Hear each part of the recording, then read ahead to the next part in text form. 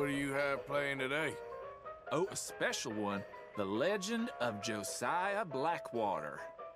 Got a ticket right here with your name on it. Ticket, please. We'll be starting soon, just inside the tent there.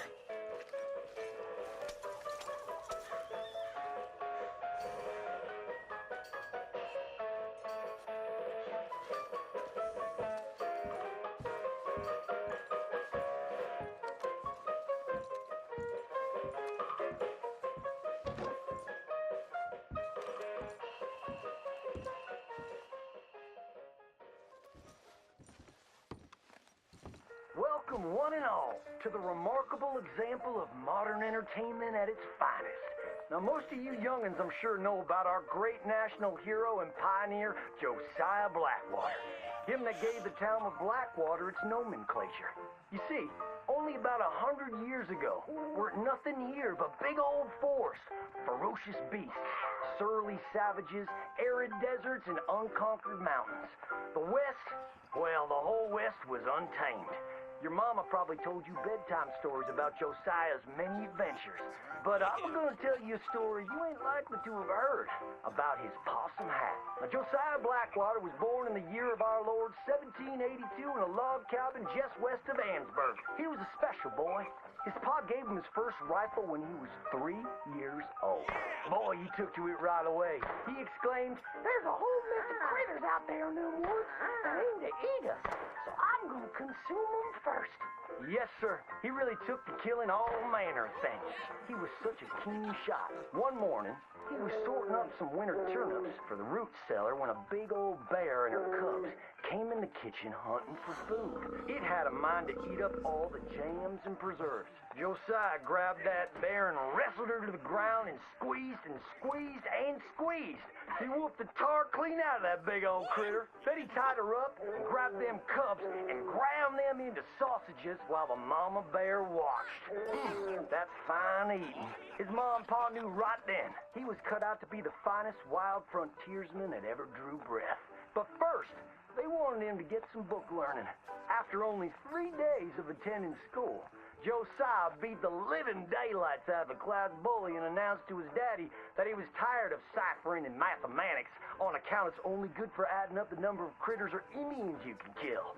So he ran away from home and headed west. Now, these lands were occupied by savages then, and when Josiah Blackwater came scouting through, he recognized it to be a land of splendor, wasted on those that couldn't appreciate it on account of worshiping false idols. He got rid of all them pesky buffalo, and thereby ensured those infernal Injuns didn't have nothing to eat. Of course, that got them mightily riled up, so he had to slaughter all of them too. Just like his daddy had once done to the Redcoats in 1775. Right about that time, he met an Indian girl he took pity on account of having annihilated her family. She was 12 years old, and so he took her as his wife. She gave him 2 sons before she died of typhus. Now, y'all know that Josiah Blackwater wore a possum for a hat. But most don't know how that came to be. Well, one day, old Josiah was riding a couple of alligators down the Lanahatchee River. Riding, standing up, and shooting eagles right out of the sky when he sees a big old mountain lion about to eat a possum.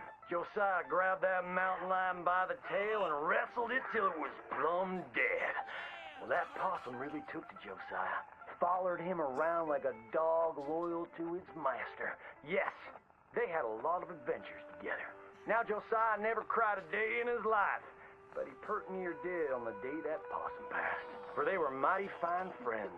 So he skinned it and made it into a hat. Back in them days, a possum skin was as good as money, but he never parted with that hat, not even for $10.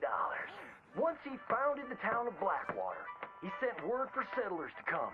It was the last stop in the west before San Francisco. He met a girl by the name of Rufina Helsby at a barn dance one night, took her as his wife, and settled down. Built himself a cattle empire and had 14 youngins. But Josiah Blackwater wasn't the home-loving kind, and he grew mighty restless. One day on the courthouse steps, he announced, "You may all go to hell, and I will go to Saint Denis." And so he did. enjoyed French pursuits of strumpets and wanton gluttony, which is where he came upon the idea of running for Congress.